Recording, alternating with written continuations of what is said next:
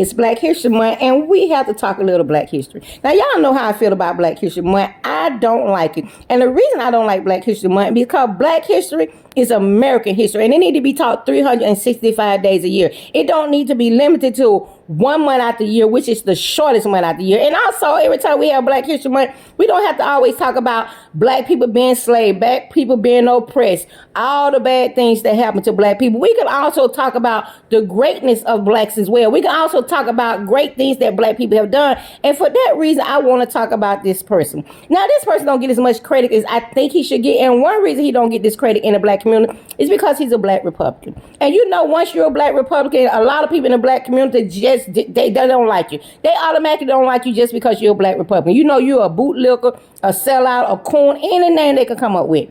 But I want to talk about Dr. Ben Carson. Yep. Dr. Ben Carson. Now, Dr. Ben Carson is a pediatric neurosurgeon. He's an author, and he's also a politician. From 2017 to 2021, he was the housing secretary of HUD. Now, before we get into the Dr. Ben Carson, who he is today, I want to go into his early life so we can find out how he became the man that he became. Now, Dr. Ben Carson's mother was raised in foster care, and she only had a third grade education. When she was 13 years old, she married Dr. Ben Carson's father, Robert Carson, who was 28 years old at the time. In 1951, Ben Carson was born in Detroit, Michigan. Now, later on through the years, when his mother was in her early 20s, she found out that her husband, Ben Carson's father, was a bigamist, so she took her children and she separated from him. Now, with her only having a third grade education and her being married at the age of 13 and a mother in her early teens, it was hard for her to just find a decent job. So she took several little jobs to be able to take care of her kids, but that only kept them in poverty.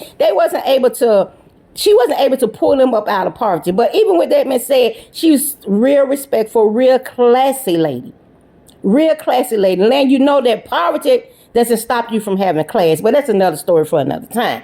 Now, Ben Carson was upset and angry because of his living conditions. Because he was living in poverty, he was angry. And when he was in high school, his grades were failing. He had a quick temper. He was always getting into fights. Now, one day, he got into a disagreement with his mom over some clothes, and he tried to attack his mother, but his brother stepped in and stopped it. Once, when he was in the 9th grade, him and his friend was sitting down listening to the radio, and his friend decided to change the station, which made Ben Carson upset, and he pulled out a knife and he tried to stab his friend, but luckily, the knife hit his friend belt buckle and it broke. Ben Carson was very upset. He was angry because of the way he was being brought up. He was angry because of his living condition, and he was just taking it out on everybody. So one day, his mom decided, you know what? I'm going to limit this TV. She limited their TV programs to only 2 TV programs a week, and she would choose the programs that they could watch. And she also told them they would have to go to the library twice a week, read books, and do a report on it. Now, this didn't make Dr. Ben Carson happy at all. He did not want to go to the library, having to read in the books and having to do a report on it. But later, he came to say that he was happy his mother did that because it gave him a way to escape his situation, escape him living in poverty, and to show him other parts of the world, other things that he had no knowledge of. Ben Carson was able to turn his grades around, and he was able to go to Yale University. He graduated from Yale University with his MD, and he was offered a job at Johns Hopkins as a pediatric neurosurgeon, making him the youngest one at the time. Now, Dr. Ben Carson is known for several great techniques, several great things he did in the medical field.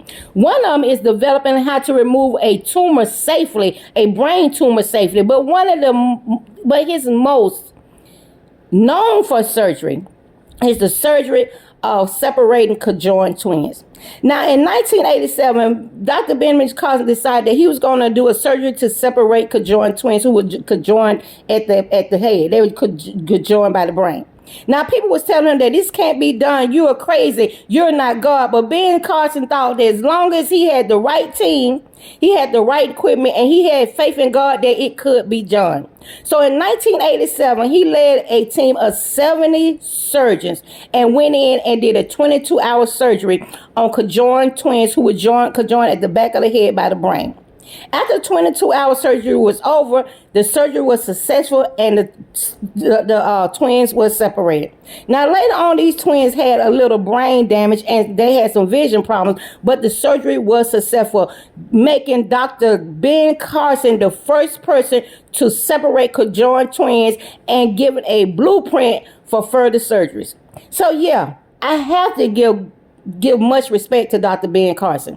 And we need to tell our children about great people like this in the black community. And it is what it is.